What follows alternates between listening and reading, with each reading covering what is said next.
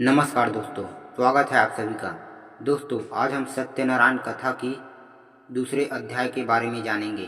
दोस्तों, आप लोगों ने पहले अध्याय को नहीं सुना है तो डिस्क्रिप्शन में लिंक दिया है, उसे ज़रूर सुनिएगा।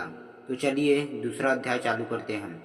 सूत जी आगे बोले, हे ऋषियों, जिसने पहले समय में इस व्रत को किया था, इसका इतिहास कहता हूँ, ध्यान से सुनो।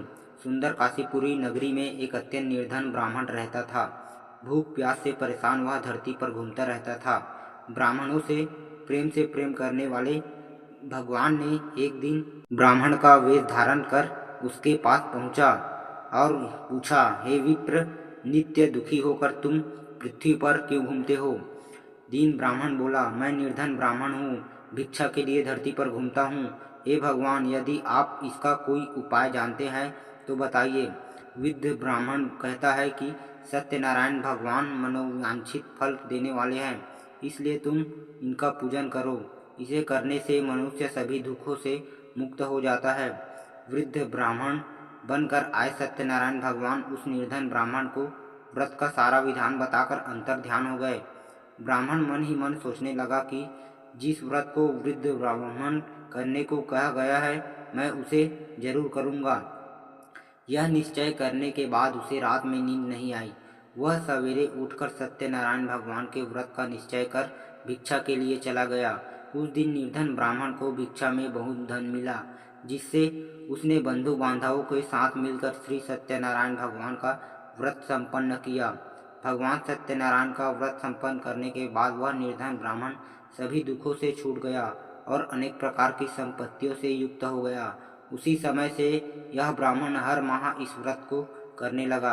इस तरह से सत्यनारायण भगवान के व्रत को जो मनुष्य करेगा, वह सभी प्रकार के पापों से छूटकर मोक्ष को प्राप्त होगा। जो मनुष्य इस व्रत को करेगा, वह भी सभी दुखों से मुक्त हो जाएगा। सूत जी बोले कि इस तरह से नारायण जी का कहा हुआ श्री सत्यनारायण व्रत को मैंने तुमसे कहा। हे विप्रो, मैं अब और क्या कहूँ?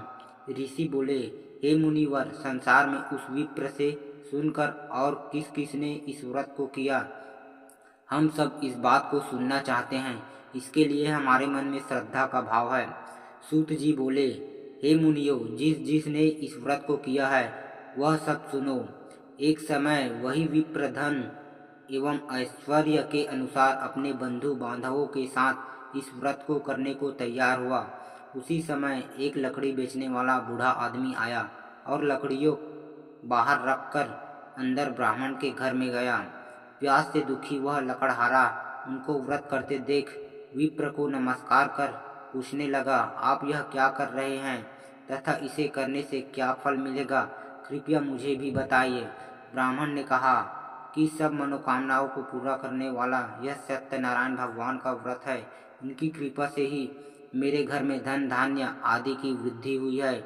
विप्र से सत्यनारायण व्रत के बारे में जानकर लकड़हारा बहुत प्रसन्न हुआ। चरणामृत लेकर वह प्रसाद खाने के बाद वह अपने घर गया। लकड़हारे ने अपने मन में संकल्प किया कि आज लकड़ी बेचने से जो धन मिलेगा, उसी से श्री सत्यनारायण भगवान का उत्तम व्रत करूँगा। मन में इस विचार को ले बूढ़ा आदमी सिर पर लकड़ियाँ रखकर उस नगर में बेचने गया जहाँ धनी लोग ज़्यादा रहते थे। उस नगर में उसे अपनी लकड़ियों का दाम पहले से 4 गुना अधिक मिलता है। बूढ़ा प्रसन्नता के साथ दाम लेकर बोले, शक्कर, घी, दूध, दही और गेहूं का आटा ले और सत्यनारायण भगवान के व्रत की अन्य सामग्रियां लेकर अपने घर गया। वहां उसने अपने बंधु बांधवों को बुलाकर विधि विधान से सत्यनारायण भगवान का पूजन और व्रत किया। इस व्रत के प्रभाव से वह बूढ़ा लकड़हारा धन पुत्र आदि से युक्त होकर संसार के समस्त सुख भोग कर अंतकाल में बैकुंठ धाम चला गया। तो दोस्तों, ये थी भगवान सत्यनारायण कथा की व्रत की दूसरी अध्याय। तीसरी अध्याय हम कल लेकर आएंगे। तब तक के लिए नमस्कार।